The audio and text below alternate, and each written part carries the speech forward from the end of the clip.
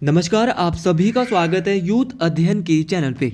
एक बार फिर से मैं आप सभी के बीच एचपी टेट नवंबर के लिए जीके का पार्ट 42 लेके आ चुका हूँ। देखिए, पार्ट 42 का जो पहला क्वेश्चन है कि न्यूजीलैंड की राजधानी कौन सी है। अगर बात की जाए न्यूजीलैंड की राजधानी की, तो न्यूजीलैंड की जो राजधानी है वो वेलिंगटन है।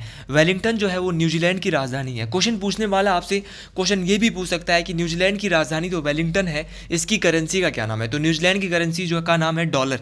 उसी प्रकार अगर बात की जाए ऑस्ट्रेलिया देश की, ऑस्ट्रेलिया देश की कैपिटल का क्या नाम है, बहुत दफ़ा टेट परीक्षाओं में पूछा गया है। तो ऑस्ट्रेलिया की अगर राजधानी की बात की जाए तो ऑस्ट्रेलिया की कैपिटल है कैनबरा। उसी प्रकार इक्वाडोर की कैपिटल भी पूछी गई है। इक्वाडोर की कैपिटल क्विटो है। नेपाल की काठमांडू है। अगर यहाँ की नेपाल की करेंसी की बात करें तो करेंसी का नाम है यहाँ का रुपया। उसी प्रकार अगर बात करता हूँ मैं तुर्की, तुर्की जो देश है, तुर्की देश की राजधानी का नाम अंकारा है और यहाँ की जो मुद्रा का नाम वो लीरा है। वियतनाम जो है वो कहाँ की है, तो वियतनाम की जो राजधानी है वो उसका नाम है हनोई और डांग यहाँ की करेंसी का नाम है। थाईलैंड की राजधानी का नाम बैंकॉक है और यूएई संयुक्त अरब अमीरात की जो राजधानी का नाम वो है अबू धाबी। इजराइल, आजकल युद्ध चला है तो इजराइल से क्वेश्चन आ सकता है, तो इजराइल की राजधानी का नाम जेरूसलम है। और ये सारी की सारी मैं आशा करता हूँ कि आप ये कॉपी पेन ले लेंगे और इन सभी राजधानियों को लिख लेंगे, क्योंकि ये परीक्षाओं में बार बार पूछी गई है। जैसे कि आपका स्पेन हो गया, स्पेन की जो राजधानी वो मैड्रिड है और यहाँ पे पेसेटा नामक मुद्रा चलती है। इजराइल में जो मुद्रा चलती है उसका नाम है न्यू शेकेल। और दिरहम कहाँ चलती है, तो दिरहम बहुत दफ़ा पूछी गई, ये यूएई की मुद्रा है। अबू धाबी यहाँ की राजधानी है। उसी प्रकार इराक, इराक की जो कैपिटल है उसका नाम बगदाद है, बहुत दफ़ा पूछे गए। और दिनार यहाँ पे जो है मुद्रा है। और ईरान, ईरान की जो कैपिटल का नाम वो तेहरान है और करेंसी का नाम रियाल है। इस बात को आप याद रखेंगे। स्विट्जरलैंड की अगर बात करता हूँ तो स्विट्जरलैंड की मुद्रा का नाम है बर्न। तो ये थी कुछ विश्व की राजधानियाँ और उनकी करेंसियाँ जो हमने देखी। इसके बाद अगले क्वेश्चन की बात करते हैं कि वर्तमान में हिमाचल प्रदेश के महाअधिवक्ता कौन है। How is it at present at the advocate general of Himachal Pradesh. तो हिमाचल प्रदेश के जो एडवोकेट जनरल हैं वो वर्तमान में कौन है, तो इनका नाम है अनूप कुमार रतन। अनूप कुमार रतन जो है वो वर्तमान में हिमाचल प्रदेश के एडवोकेट जनरल है, महाअधिवक्ता है। देखिए, महाअधिवक्ता को अपॉइंट कौन करता है, ये बहुत दफ़ा ये क्वेश्चन पूछा गया है कि जो महाअधिवक्ता होते हैं राज्य के अंदर, ये होते हैं महाअधिवक्ता।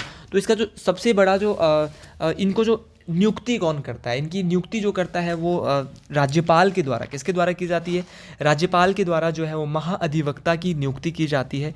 जिस प्रकार राज्य के अंदर महाअधिवक्ता होता है उसी प्रकार देश के अंदर महान्यायवादी होता है। और महाअधिवक्ता की जो चर्चा है वो किस अनुच्छेद में एडवोकेट जनरल के बारे में बताया गया है, तो अनुच्छेद नंबर 165 जो है एडवोकेट जनरल के बारे में बात करता है। अगर बात करते हैं देश की बात की, तो यहाँ पे अनुच्छेद नंबर 76, तो हमारे देश में महान्यायवादी होता है, देश में महान्यायवादी होता है और राज्यों में एडवोकेट जनरल होता है, महाअधिवक्ता होता है। इस बात को आपने याद रखना है, ये बहुत इंपॉर्टेंट है। और महान्यायवादी की नियुक्ति राष्ट्रपति करेगा।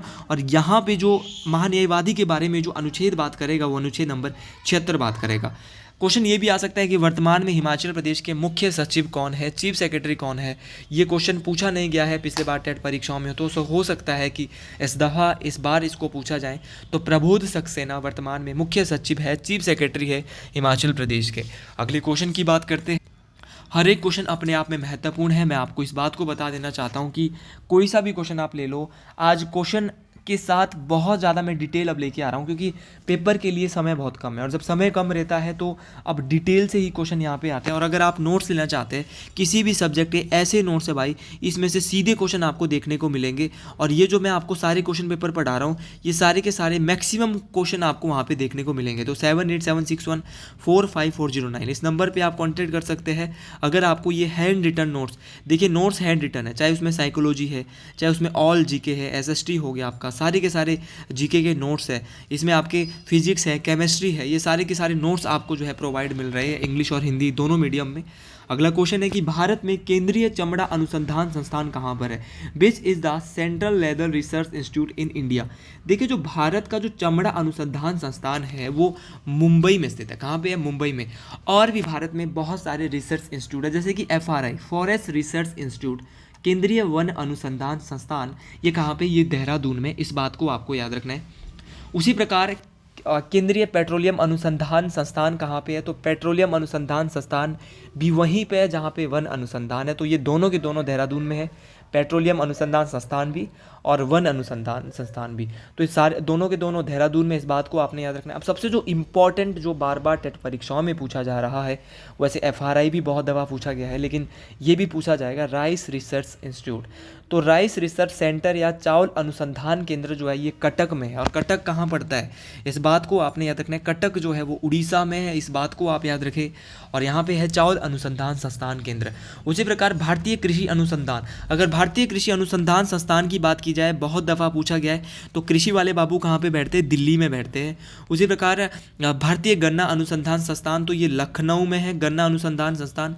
और गन्ना अनुसंधान जो प्रजनन केंद्र है वो कोयम्बटूर तमिलनाडु में है। कोयम्बटूर तमिलनाडु में गन्ना प्रजनन केंद्र है और गन्ना अनुसंधान संस्थान लखनऊ में है। उसी प्रकार सेंट्रल आलू रिसर्च इंस्टीट्यूट, तो सेंट्रल आलू रिसर्च इंस्टीट्यूट हमारे हिमाचल प्रदेश के शिमला जिले में स्थित है, इस बात को आपने याद रखना है, जिनको हम CPRI भी कहेंगे। उसी प्रकार भारतीय मौसम विज्ञान वेधशाला, भारतीय मौसम विज्ञान वेधशाला की अगर मित्रों बात की जाए तो ये दिल्ली में ही है। और भारतीय पुरातत्व सर्वेक्षण, आर्कोलॉजिकल जो रहता है हमारा पुरातत्व सर्वेक्षण का जो संस्थान है वो भी नई दिल्ली में ही स्थित है। तो ये सारी की सारी चीज़ें आप याद रखें। एक एक क्वेश्चन, एक एक जो चीज़ें परीक्षा में आई है वही चीज़ें मैं आज लेके आया हूँ। आज मैंने क्वेश्चन पेपर से क्वेश्चन निकाल के निकाले हैं कि कौन सा क्वेश्चन आ सकता है, और क्वेश्चन इसी में से बनेंगे मित्रों। इसीलिए आप इस चीज़ को बहुत ही अच्छे से याद। आज की वीडियो आपके लिए बहुत लाभकारी साबित होने वाली है। जिसने पार्ट 42 देख लिया उसने अपने 2 या 3 क्वेश्चन यहाँ से जो है वो पक्के कर लिए हैं टेट परीक्षाओं के लिए। हो सकता है कि 5 क्वेश्चन भी आ जाएं, क्योंकि बहुत इंपॉर्टेंट सीरीज है, बहुत डिटेल से पढ़ा रहा हूँ। अगला क्वेश्चन है कि राष्ट्रपति राज्यसभा के लिए कितने सदस्यों को मनोनीत करता है। अगर बात की जाए राष्ट्रपति की, तो राष्ट्रपति जो है वो राज्यसभा के लिए कितने सदस्य मनोनीत करता है, तो ये 12 सदस्य जो है वो मनोनीत करता है। इस बात को आपने याद रखना है, मोस्ट इंपॉर्टेंट बात है। ये 4 क्षेत्रों से ये जो है मनोनीत करेगा, विज्ञान हो गया, आपका साहित्य होगा, आपका समाज सेवा हो गया, कला हो गया। तो इन चारों ही क्षेत्रों से जो है वो राष्ट्रपति जो है राज्यसभा के लिए 12 सदस्य जो है निर्वाचित करता है, उनको चुनता है, मनोनीत करता है। क्वेश्चन परीक्षा में राज्यसभा से बहुत सारे पूछे जाते हैं, एक एक क्वेश्चन डिस्कस करना चाहूँगा। राज्यसभा का जो कार्यकाल होता है सदस्यों का वो 6 वर्ष, बहुत दफ़ा पूछा गया है कितने वर्ष होता है, तो 6 वर्ष। और प्रत्येक 2 वर्ष बाद राज्यसभा के 1/3 सदस्य जो है वो क्या होते हैं, उनको त्यागपत्र देना होता है, रिटायर हो जाते हैं। राज्यसभा का सभापति कौन होता है, ये क्वेश्चन भी बहुत दफ़ा परीक्षाओं में पूछा गया है। अगर बात की जाए राज्यसभा के सभापति की, तो राज्यसभा का जो सभापति होता है वो होता है उपराष्ट्रपति। उपराष्ट्रपति जो है वो राज्यसभा का सभापति होता है, इस बात को आपने याद रखना है। अगर क्वेश्चन पूछा जाएगा राज्यसभा में अधिकतम जो है वो अधिकतम जो सदस्य हैं वो कितने होते हैं, तो अधिकतम सदस्य जो है राज्यसभा में होते हैं वो 250 होते हैं, लेकिन वर्तमान में जो यहाँ पे मेंबर बैठते हैं वो 245 ओनली बैठते हैं। तो ये दोनों बातें आपने याद रखना है। 250 अधिकतम होते हैं, लेकिन वर्तमान में जो है वो कितने 245 जो है सदस्य यहाँ पे बैठते हैं, इस बात को आपने याद रखना। और गणपूर्ति कितनी है, तो गणपूर्ति होती है कि कोरम कितना होता है कि तब तक राज्यसभा शुरू नहीं होगी जब तक राज्यसभा के अंदर सदस्य नहीं आएंगे। तो लोकसभा और राज्यसभा दोनों का एक ही कोरम है, 1/10। जब तक 1/10 मेंबर यहाँ पे अंदर नहीं आ जाएंगे तब तक यहाँ पे जो कार्रवाई शुरू नहीं होगी, इस बात को भी आपने याद रखना है। और ये बहुत ही इंपॉर्टेंट बात है। और भारत के जो वर्तमान में उपराष्ट्रपति है जगदीप धनखड़ जी, वही राज्यसभा के सभापति भी है। अगले क्वेश्चन की बात करते हैं कि भाषा के आधार पर गठित भारत का पहला राज्य कौन सा है। अगर बात की जाए कि भाषा के आधार पर गठित भारत का पहला राज्य कब बना था, ये तो बहुत इंपॉर्टेंट है, लेकिन है कौन सा, तो सबसे पहले भाषा के आधार पर गठित भारत का राज्य था वो था आंध्र प्रदेश। कब ये बना था, कब इसको गठित होने की बात की थी, तो 1 अक्टूबर 1953।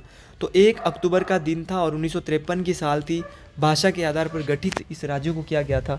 देखिए अगर मैं बात करता हूँ यहाँ पंचायती राज की, पंचायती राज भी कहीं ना कहीं जो है वो भारत के अंदर आया था। और पंचायती राज को लागू करने वाला पहला जो राज्य भारत का बना था वो था राजस्थान। कब इस पंचायती राज को इम्प्लीमेंट जो आया था पंचायती राज का, इसको कब इम्प्लीमेंट किया गया था, तो याद रखना पंचायती राज को 1959 में जो है इसको लागू किया गया था। अब क्वेश्चन पूछने वाला ये भी पूछता है कि कहाँ पे इसको जो है वो इसको लागू किया था पंचायती राज को, तो पंचायती राज को जो लागू किया था ये क्या था 2 अक्टूबर को। कब किया था 2 अक्टूबर को। और राजस्थान का वो जिला कौन सा था, अक्सर ये क्वेश्चन आया है कि राजस्थान का जिला कौन सा था ये बताइए, तो 2 अक्टूबर था 1959 का साल था और ये जिला था नागपुर। कौन सा जिला था, राजस्थान का नागपुर जिला था, इस बात को आप याद रखें। तो राजस्थान के नागपुर ज़िले ने जो है वो पंचायती राज को सबसे पहले भारत के अंदर जो है लाया था, इस बात को आपने याद रखना है। जो वर्तमान में आप पंचायती राज देख रहे हैं, कौन सा जिला था? नागपुर जिला था। उसी प्रकार हिमाचल से ओरिएंटेड अगर क्वेश्चन पूछा जाएगा कि हिमाचल प्रदेश के पंचायती राज मंत्री वर्तमान में कौन है, आ सकता है क्वेश्चन पूछने वाला आपसे कुछ भी पूछ सकता है। आपको मैं आपको इतना तैयार कर देना चाहता हूँ कि आप जीके के ना, अगर आप टीजीटी आर्ट्स से आते हो तो 90 में से आप कम से कम 80 नंबर मार के आए। और अगर आप जो है वो तैयारी कर रहे हो किसकी, नॉर्मल एग्ज़ाम की, तो आपके नॉन मेडिकल आपका कोई जहाँ पे आपको 30 का जीके दिखाई देता है, तो आप वहाँ पे आराम से 25 नंबर मार के आओ। मैं भी जानता हूँ कि 5 से 10 नंबर किसी भी स्टूडेंट के कट जाता है, और अगर इतने कटते भी है तो टेट परीक्षाओं में इसका कोई फ़र्क पड़ने वाला भी नहीं है ना। यहाँ पे कोई मेरिट जाती है, यहाँ आपको 82 और 90 नंबर लेने हैं। और अगर आपने मेरे नोट्स पढ़ लिए और इन वीडियोस को भी देख लिए, तो अगर महादेव का आशीर्वाद रहता है तो आपको टेट जो क्लियर करने से जो है वो कोई भी नहीं रोक पाएगा। इस बात को आपने याद रखना है। तो हिमाचल के पंचायती राज मंत्री अनिरुद्ध सिंह है, इस बात को आपने याद रखना है। इनका भी नाम यहाँ पे अगर परीक्षा में आता है तो गलत बिल्कुल नहीं करेंगे। अब चलते हैं अगले क्वेश्चन की ओर, और अगला क्वेश्चन जो है, वर्तमान में भारत के मुख्य चुनाव आयुक्त कौन है?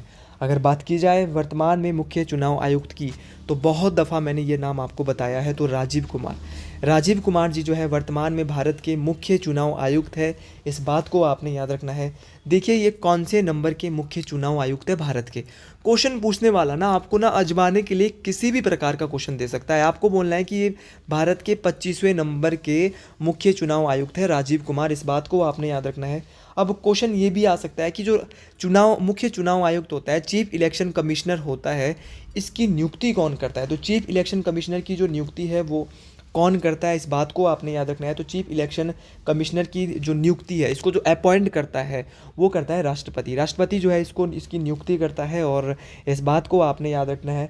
उसी प्रकार जो इनका कार्यकाल क्या होता है, तो इनका कार्यकाल होता है या तो 6 ईयर होता है, याद रखना 6 ईयर्स और 65 ईयर्स, ये दोनों बातें याद रखना। 6 ईयर और 65 ईयर्स इसका कार्यकाल रहता है।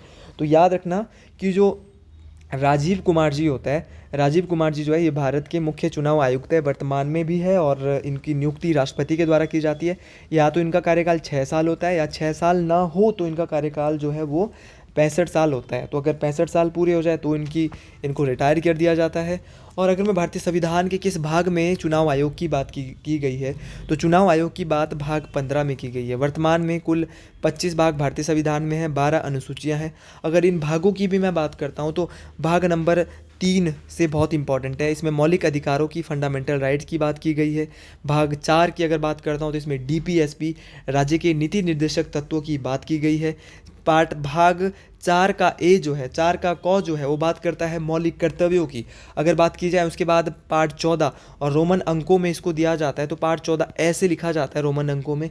तो पार्ट 14 यूपीएससी की बात करता है। और पार्ट 15 जो बात करता है वो किसकी करता है, तो पार्ट 15 जो बात करता है, एक्स भी आएगा सॉरी, पार्ट 15 जो बात करता है वो बात करता है इलेक्शन की, चुनाव आयोग की। और अनुच्छेद नंबर 324 वैसे मुख्य रूप से बात करता है, लेकिन 324 से 329 चुनाव आयोग के बारे में ही बात की जाती है। क्वेश्चन पूछने वाला आपसे जैसा मर्जी क्वेश्चन पूछे, आपको गलती करने की गुंजाइश नहीं होनी चाहिए, क्योंकि आप टेट परीक्षा भरने जा रहे हो।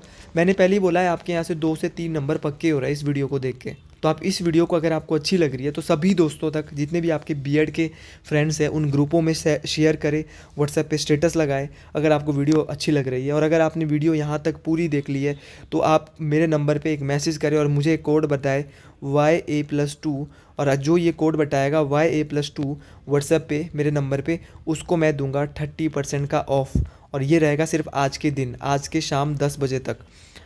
तो ये ऑफ़र सिर्फ जो है वो आज का ही, हर दिन आप अगर मेरी वीडियोस को पूरी देखते हो तो आपको, जैसे 24 अक्टूबर का आज का ऑफ़र मैंने आपको बताया, तो इसी प्रकार का ऑफ़र आपको मिलते रहेंगे। अगला क्वेश्चन है, वर्तमान में माइक्रोसॉफ्ट कंपनी के सीईओ कौन है? तो अगर वर्तमान में माइक्रोसॉफ्ट कंपनी के सीईओ की बात की जाए, तो वर्तमान में माइक्रोसॉफ्ट कंपनी के जो सीईओ है, इनका नाम है सत्य नडेला जी। सत्य नडेला जी जो है वो वर्तमान में सीईओ है किसके? माइक्रोसॉफ्ट कंपनी के। उसी प्रकार बहुत सारी कंपनियां हैं और भी। ट्विटर का नया लोगो पहले चिड़िया था, लेकिन अब ट्विटर का नया लोगो हो गया है एक्स, इस बात को आपने याद रखना है। और टेस्ला एक कंपनी है, टेस्ला कंपनी के लेकिन ट्विटर के सीईओ नहीं बताए, तो लिंडा याकारिनो जो है वो ट्विटर के सीईओ है। टेस्ला कंपनी के कौन है? टेस्ला बहुत बड़ी कंपनी है, टेस्ला के एलोन मस्क। अब एप्पल तो आपने सुना ही होगा, नहीं तो नाम ही बड़ा है। एप्पल के है टिम कुक, टीम कुक किसके, एप्पल के है। और गूगल के कौन है, तो गूगल के है सुंदर पिचाई, गूगल के बहुत इंपॉर्टेंट है, और भारतीय मूल के है सुंदर पिचाई। तो गूगल के सीईओ बहुत दफ़ा पूछे गए, इस बार पूछा जाएगा तो गलती करने की गुंजाइश बिल्कुल नहीं होनी चाहिए। तो गूगल के है गूगल के है सुंदर पिचाई। और यूट्यूब जो आप देख रहे हो, जहाँ पे आप मेरी वीडियोस भी जिस प्लेटफॉर्म में देखते हो, इसके जो है वो है नील मोहन जी। तो नील मोहन जी जो है किसके, ये यूट्यूब के सीईओ है। तो इस प्रकार से आपने जो है वो सारे सीईओ पढ़े। ट्विटर का आपने लिंडा याकारिनो, बड़ा अजीब सा नाम है। टेस्ला कंपनी के एलॉन मस्क साहब है। एप्पल के टीम कुक है। और सत्य नडेला जी जो है माइक्रोसॉफ्ट के। तो क्वेश्चन दोबारा भी रिपीट हो सकते हैं, आप ये मत सोचिए कि दोबारा क्वेश्चन रिपीट नहीं होंगे। क्वेश्चन कोई सा भी आपसे दोबारा भी पूछा जा सकता है, तो आपको अपने आप को अच्छे से तैयार कर। अगले क्वेश्चन की बात करता हूं कि वित्त आयोग के गठन का प्रावधान भारतीय संविधान के किस अनुच्छेद में है। देखिए, वित्त आयोग के बारे में हमारे संविधान में जो है वो किस आर्टिकल में इसका जो जिक्र किया गया है, तो वित्त आयोग का जो जिक्र है वो अनुच्छेद नंबर 280 में किया गया है। अब आप ये भी बोल सकते हैं कल के लिए कि सर 280 नंबर तो अनुच्छेद है, भाग नंबर कौन सा है, तो भाग 12। देखिए, ये है भाग 12 का ट्रिक। तो भाग 12 रोमन अंकों में ऐसे ही लिखा जाता है, और अनुच्छेद नंबर 280 बात होती है भाग 12 की। और अगर बात करते हैं अभी जो है वो 16वां वित्त आयोग चल रहा है। 16वें वित्त आयोग के अध्यक्ष कौन है, अक्सर ऐसे क्वेश्चन टेट में आते हैं। तो 16वें वित्त आयोग के अध्यक्ष है डॉक्टर अरविंद पनगड़िया। क्या नाम है, डॉक्टर अरविंद पनगड़िया 16वें वित्त आयोग के अध्यक्ष है। इस बात को आपने याद रखना है, परीक्षाओं में काम आने वाली बात है। अब प्रश्न पूछने वाला आपसे और क्या क्या प्रश्न पूछ सकता है कि आर्टिकल 280 में तो इसकी बात हो रही थी, और आपको कितने आर्टिकल पता है वित्त आयोग के अलावा, और पूछे जा सकते हैं। तो मैं कुछ इंपॉर्टेंट आर्टिकल नंबर 17 की सबसे पहले बात कर लेता हूँ। तो 17 है छुआछूत से संबंधित। 21 का ए, 6 से 14 वर्ष के बच्चों के लिए निःशुल्क शिक्षा दी जाएगी। अनुच्छेद 24 बोलता है कि कारखानों में जो बालक कार्य कर रहे हैं उनके ऊपर जो है रोक लगाई जाएगी जो 14 वर्ष से कम होंगे। अनुच्छेद नंबर 32 संवैधानिक उपचारों के अधिकार, राइट टू कॉन्स्टिट्यूशनल रेमेडीज, जिसमें कि 5 प्रकार की रिट की बात की गई है। आर्टिकल नंबर 40 ग्राम पंचायतों का गठन। आर्टिकल नंबर 44 समान नागरिक संहिता। 48 का ए पर्यावरण की सुरक्षा। और अनुच्छेद नंबर 51 जो बात करता है वो करता है अंतर्राष्ट्रीय शांति एवं सुरक्षा। और 51 का ए जो बात करता है वो बात करता है मौलिक कर्तव्य। अनुच्छेद नंबर 54 बात करता है राष्ट्रपति का इलेक्शन, राष्ट्रपति का निर्वाचन। अनुच्छेद नंबर 60 बात करता है राष्ट्रपति की शपथ। और अनुच्छेद नंबर 61 जो बात करता है वो करता है राष्ट्रपति पर महाभियोग संसद लगा सकती है। और अनुच्छेद नंबर 63 बात करता है कि भारत में एक उपराष्ट्रपति होगा। और अनुच्छेद नंबर 72 की अगर बात करें, बस मैं इतने ही बताऊंगा क्योंकि फिर बहुत ज़्यादा हो जाएंगे और आपको समझ भी नहीं आएगा। और अनुच्छेद नंबर 72 बात करता है राष्ट्रपति को क्षमादान की शक्ति। तो ये सारे अनुच्छेद और भी बहुत ज़्यादा, जैसे कि अनुच्छेद नंबर 108 की राष्ट्रपति जो है वो संयुक्त अधिवेशन बुला सकता है, राज्यसभा और लोकसभा का, दोनों सदनों का। इस बात को भी आपने याद रखना है। मनी बिल, धन विधेयक 110, वित्तीय बजट 112। तो ये सारे क्वेश्चन आपको याद रखने हैं। कोई सा भी क्वेश्चन आपको परीक्षा में आके धोखा दे सकता है। तो मैं नहीं चाहता कि आप किस क्वेश्चन में घूमो। किस उच्च न्यायालय में न्यायाधीशों की संख्या सर्वाधिक है? Which high court has the maximum number of जजेस? देखिए, ऐसा कौन सा हाई कोर्ट है जहाँ पे मैक्सिमम नंबर ऑफ जजेज है? तो है Allahabad high court. Allahabad high court जो है वहाँ पे मैक्सिमम नंबर ऑफ जजेज है। इस बात को आपने याद रखना है। कितने जजेज है भैया? 160 जजेज है इलाहाबाद हाई कोर्ट में। इस बात को आप याद रखेंगे। सबसे ज़्यादा है। और सबसे कम कहाँ है? ये गूगल का सारा डाटा मैंने आपके पास लाया है यहाँ पे, क्योंकि ये विकिपीडिया से मैंने आंसर निकाले हैं। जो गूगल विकिपीडिया रहता है वहाँ के ये आंसर है। तो इस क्वेश्चन को आपने याद रखना है। तो वहाँ से, क्योंकि एग्जैक्ट बुक्सों में जो है ये नहीं होता है करंट, क्योंकि गूगल में मिल भी जाता है जल्दी से। तो सिक्किम में सबसे कम है न्यायाधीशों की संख्या। सिक्किम कोर्ट में यहाँ पे सिर्फ 3 है। हिमाचल प्रदेश की अगर बात करें, हम हिमाचल से आते हैं, यहाँ पे मात्र और मात्र 13 जज सुप्रीम कोर्ट में यहाँ पे बैठते हैं। दिल्ली हाई कोर्ट की बात करें तो वहाँ पे 46 के आसपास जज है। गुवाहाटी हाई कोर्ट की बात करता हूँ तो यहाँ पे 24 जजेज़ है। तो अगर आपको कहीं और भी इसका डाटा मिलेगा तो इस क्वेश्चन में मैं पूरा श्योर नहीं हूँ, क्योंकि मैंने खुद भी ये क्वेश्चन, मुझे बुक्सों में एग्जैक्ट नहीं मिल रहे थे। करंट क्वेश्चन होते हैं ये सारे के सारे। अगला क्वेश्चन देखिए, मैं बार बार बोलता हूँ कि कुछ टॉपिक ऐसे होते हैं जहाँ से बार बार क्वेश्चन पूछे जा रहे हैं। आप उन टॉपिकों को अच्छे से पढ़ें, और अगर आप उन टॉपिकों को अच्छे से पढ़ रहे हैं तो आपको काम आएंगे। निम्न में से क्वेश्चन बोल रहा है, निम्न में से सर्वाधिक लवणता पाई जाती है। देखिए, निम्न में से जो सर्वाधिक लवणता वाली, सैलिनिटी वाली जो झील है वो कौन सी है? तो है वॉन झील, जो कि तुर्की देश में है। तो वॉन झील जो है वो तुर्की देश में है और इस बात को आपने याद रखना है। यहाँ पर जो है वो क्या पाई जाती है, सर्वाधिक लवणता पाई जाती है। ये क्वेश्चन ना एलाइड सर्विसेज, HAS, इन सभी परीक्षाओं में एक एक दफ़ा पूछा गया है। तो आप ऐसे क्वेश्चन को गलत करने का कोई भी वो नहीं रख सकते, आप ऐसे क्वेश्चन को ज़रूर पढ़ के जाएँ। देखिए चिल्का झील भारत के उड़ीसा में है, सबसे ज़्यादा लवणीय झील है ये भी, इस क्वेश्चन को भी आपने याद रखना है। अब दुनिया की सबसे बड़ी खारे पानी की झील है, सबसे बड़ी जो झील है वो है कैस्पियन सागर झील। कैस्पियन सागर झील की सीमा कितने देशों से टच होती है नहीं पता होता है कुछ लोगों को, तो मैं आपको एक ट्रिक दे रहा हूँ, तारीख, तुर्कमेनिस्तान और अजरबैजान, रशिया, ईरान और कजाकिस्तान। तो याद रखना तुर्कमेनिस्तान, अजरबैजान, रशिया, ईरान और कजाकिस्तान। तो ये सारे के सारे देश आपको याद रखने, ये कैस्पियन सागर झील से सीमा टच करते हैं। ये दुनिया की सबसे बड़ी झील है, खारे पानी की भी है और सबसे बड़ी भी है, इस बात को आपने याद रखना है। और वॉन लेक जो है सबसे ज़्यादा लवणीय झील है। अब सबसे गहरी पूछेगा ना एग्जामिनर तो क्या बोलेंगे, बेकाल झील। इसको ना साइबेरिया का मोती भी कहते हैं क्योंकि ये साइबेरिया वाले क्षेत्र में रूस के। तो आज के लिए इतना ही। अगर वीडियो अच्छी लगी है तो कमेंट बॉक्स में ज़रूर लिखेंगे हर हर महादेव, जय हिंद, जय हिमाचल प्रदेश, हर हर महादेव, जय जय शंभू, जय माँ बंग्याणी।